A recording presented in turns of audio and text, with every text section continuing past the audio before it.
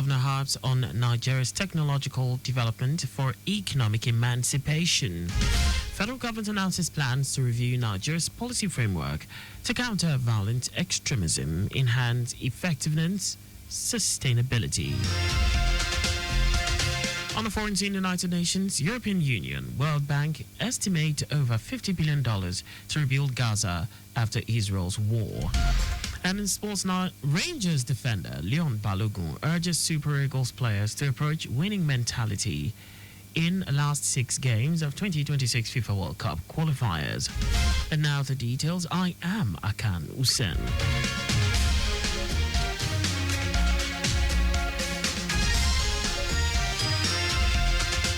Lagos State Governor Babajide Sanwo-Olu has reiterated that his administration remains committed to supporting initiatives that promote excellence and innovation in all sectors, particularly the engineering sector. The governor made the remark at the Council for the Regulation of Engineering in Nigeria, COREN, during the Lagos Regional Engineering Stakeholders Summit themed Restructuring and Reforms. Governor Sanwo-Olu, who was represented by his deputy Obafemi Hamzat, stated that this commitment will build a Lagos and a Nigeria that is not only resilient but also sustainable and inclusive. He noted that engineering is the backbone of any nation's progress, emphasizing that it is the driving force behind industrialization, infrastructure development, and economic growth, urging engineers to embrace the opportunities presented by COREN's reforms and expanded regulatory framework. Earlier in his address, COREN President Sadiq Abubakar reaffirmed the Council's unwavering commitment to engineering excellence, regulatory efficiency, and national development, driven by the strategic roadmap for the transformation of the engineering profession in Nigeria. In a historic step towards achieving universal health coverage, UHC, the Lagos State Health Management Agency, LASHMA, has certified and licensed a new set of Iliraiko marketing and sales agents. The certification ceremony marked the official inauguration of 99 newly trained professionals, including 25 new marketing agents and 74 sales agents tasked with expanding health insurance enrollment across the state. Speaking at the event, LASHMA Permanent Secretary Manuela Zamba emphasized the crucial role of the agents in bridging the gap between Lagosians and accessible healthcare services. She reaffirmed the government's dedication to ensuring that no resident is left behind in the drive towards affordable healthcare. Zamba added that through the agents' efforts, LASHMA is fostering a culture of preventive healthcare, strengthening the state's healthcare financing model, and ensuring that every Lagosian, regardless of economic status, can receive the medical care they need. The Lagos State House of Assembly has debunked a publication alleging that 27 members of the Assembly are planning to defect from the ruling party to the opposition Labour Party. Chairman, House Committee on Information, Strategy and Security, Stephen Ogundipe, in a statement, described the publication as entirely false, misleading, and a deliberate attempt to misinform the public. Ogundipe said the report is not only offensive, but also riddled with inaccuracies and outright falsehoods that serve no purpose other than to sow discord and confusion within the Assembly and among the good people of Lagos State.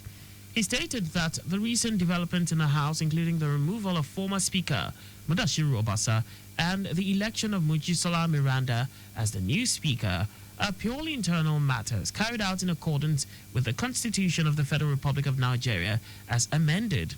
Ogundipe said these events in no way suggest any intention by members to leave the party, emphasizing that no member of the Assembly is contemplating defection. He reaffirmed that any internal disagreement within the House will be resolved amicably through peaceful and democratic mechanisms. The National Examinations Council, NECO, has accredited more schools to write the Senior School Certificate Examination SSCE and the Basic Education Certificate Examination BECE in Equatorial Guinea. The newly accredited schools, in addition to the existing ones, are in Bata, the largest city in Equatorial Guinea. In a statement by the acting director of Information and Public Relations, Aziz Sani, the NECO accreditation team visited the schools to assess their readiness to write the SSCE and BECE. The statement includes the accreditation team inspected classrooms, laboratories, libraries, computer laboratories, workshops, examination halls, sports facilities, and continuous assessments, as well as the adequacy of teachers and school security, to determine their suitability and readiness for NECO examinations. Sani added that the accreditation of additional foreign schools is a testament of NECO's commitment to providing quality education and assessment beyond the shores of Nigeria. And now to the rest of the stories.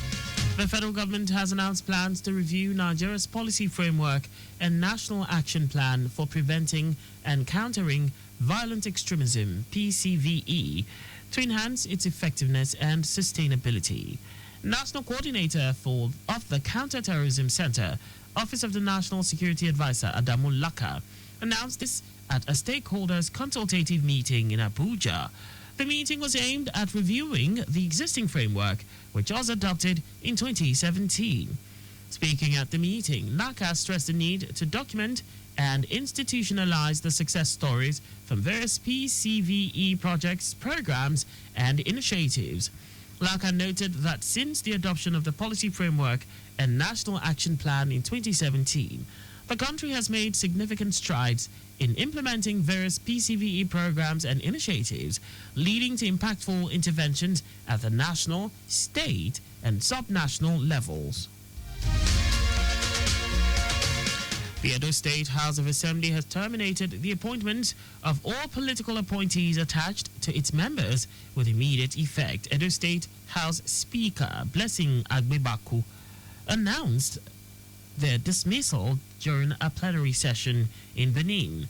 Agbebaku stated that the decision was unanimously agreed upon by all 24 members of the House, noting that the dismissed appointees will receive their February salaries. He listed the affected appointees as special advisors, senior special advisors, and others.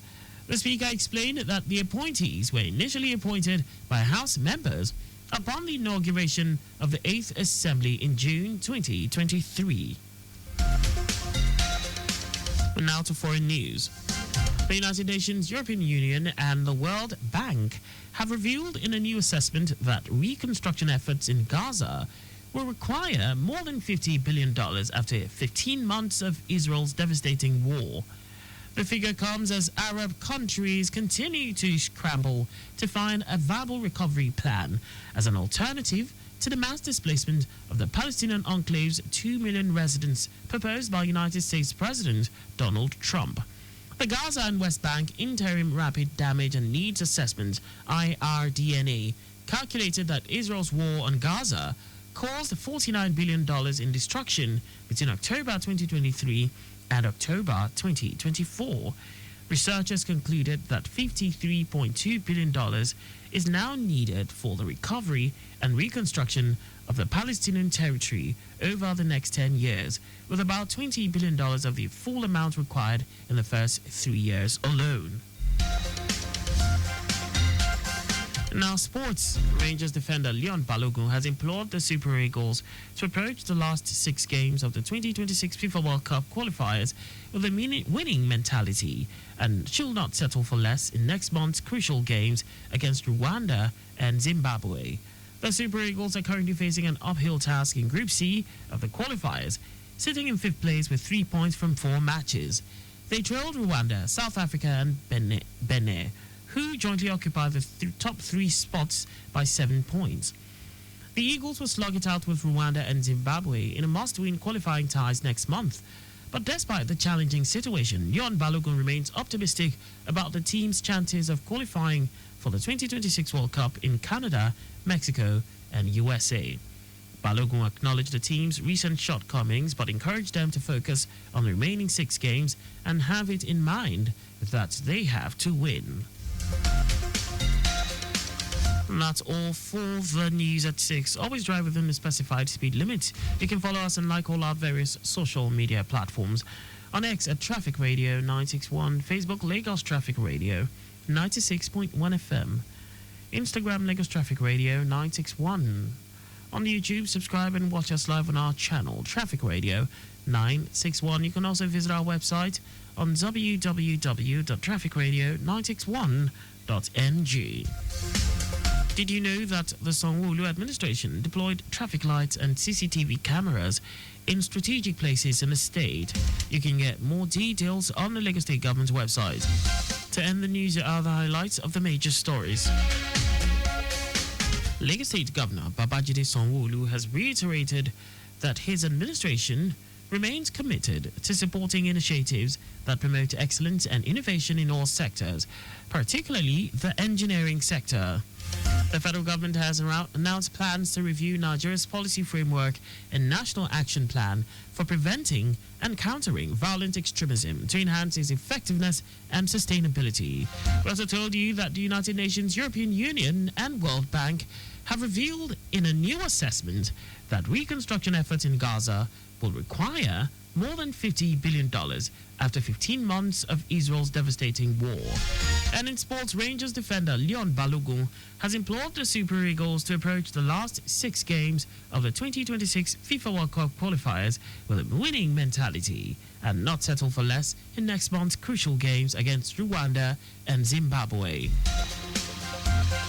For contact with the newsroom, please send a message to info@trafficradio961.ng. And that ends the news broadcast compiled by Mojid Ololade. I am Akan Usen. Thanks for listening and please stay safe.